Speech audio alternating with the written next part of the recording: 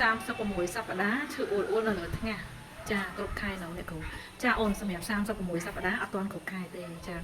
តែក៏មានកើតមុនខែដែរបើសិនជាឈឺអូននៅលើថ្ងៃប៉ុន្តែអត់មានតែលំអិលលាឈាមឬក៏ឈឺណែនមកក្រោម10នាទីឈឺម្ដង10នាទីឈឺ2ដងទេអាហ្នឹងមិនមែនជាសញ្ញានៃការឈឺពោះទេករណីចិត្តគ្រប់ខែមានថាចូល36សប្តាហ៍ស្ត្រីណែនមកក្រោមខ្លាំងហើយបើសិនបើក្បាលទៅចុះមានន័យថាទម្រង់ក្បាលចុះក្រោមណាអញ្ចឹងស្ត្រីដើរច្រើនគឺអូលហើយអូលជាប់តែម្ដងអញ្ចឹងអ្នកដែលធ្លាប់ជាប់ទៅគៀដល់ហើយចាគឺណែនអូលនៅនឹង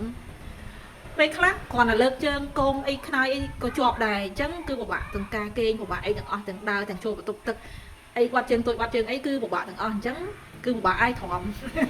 អត់មានអីទេមានតែទ្រាំសួរថាគ្រប់ខែនៅអត់ទាន់គ្រប់ទេអូនចាថែទាំសុខភាពកុំសូវជិះម៉ូតូផ្លូវឆ្ងាយក្នុងអំឡុងពេលហ្នឹងដោយសារបើយើងជិះយើង